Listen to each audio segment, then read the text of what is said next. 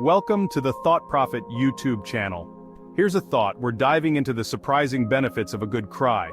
We've been taught to stifle our tears, see them as weakness or something to be hidden away.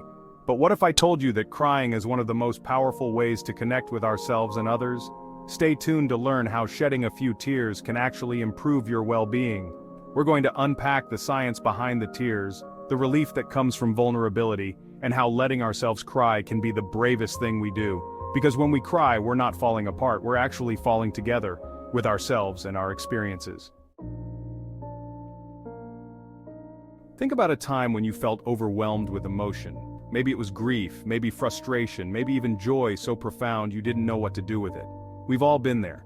In those moments, tears are our body's natural response, a way to release the pressure valve of pent-up emotions. When we try to hold back those tears, we're not doing ourselves any favors. We're essentially telling those emotions, nope, not allowed to be felt. But emotions don't just disappear.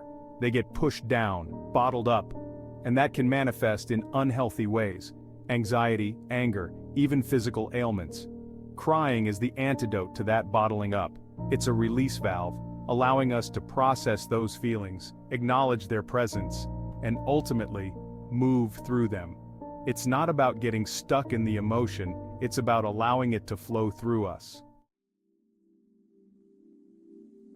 Have you ever noticed how after a good cry, you often feel a sense of calm wash over you? It's not just in your head, there's actual science behind it. Tears, particularly those triggered by stress, contain stress hormones like cortisol. When we cry, we're literally releasing those stress hormones from our bodies. Think of it like this. Our tears are little chemical messengers carrying away the excess stress we've been carrying around. And when those hormones are reduced, our bodies can relax. This one can be tough, especially in a world that often tells us to put on a brave face. But here's the truth. Allowing ourselves to cry in front of others is powerful. It connects us deeply. Crying is a universal language that transcends words, creating space for empathy and true understanding.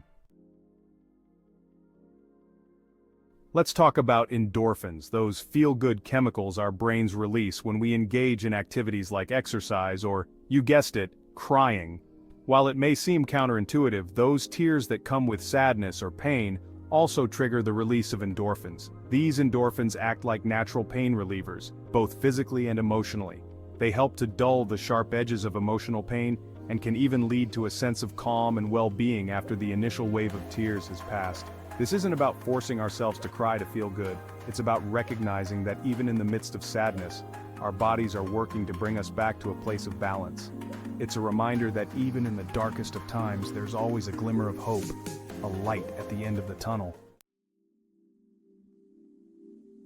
We often think about stress and emotions as existing solely in our minds, but the truth is, our bodies hold on to stress and emotions in very real physical ways. Ever notice how your shoulders tighten up when you're stressed? Or how your stomach churns when you're anxious? That's your body processing those emotions. Crying can act like a release valve for that physical tension as well. When we cry, our breathing deepens, our heart rate slows, and our muscles relax. It's like our bodies are finally able to exhale after holding their breath for too long. This physical release can be incredibly cathartic, allowing us to not only process the emotional weight of a situation but also to release the physical grip it has on us. It's about finding wholeness, mind and body working in tandem to heal and move forward. In a world that often glorifies toughness and pushes us to suppress our emotions, allowing ourselves to cry can feel like a radical act of self-love. It's about acknowledging our own humanity, recognizing that we're not robots programmed to be happy and strong all the time. When we allow ourselves to cry, we're showing ourselves compassion. We're saying, it's okay to not be okay right now. We're giving ourselves permission to feel the full spectrum of human emotions without judgment. This self-compassion is essential for our well-being. It allows us to be gentle with ourselves, to offer ourselves the same grace and understanding we would offer a loved one who's hurting. It's a reminder that we are worthy of our own love and kindness, even and perhaps especially when we're struggling. So the next time you feel the urge to cry, remember that it's not a sign of weakness but a healthy way to process emotions. It's your body's way of releasing stress, connecting with others, and showing itself compassion. Embrace those tears, let them flow, and allow yourself to experience the cathartic release they bring. Because in those moments of vulnerability, we often find our greatest strength. Thanks for watching. Don't forget to like, share, subscribe, and comment for more insightful content from the Thought.Prophet YouTube channel.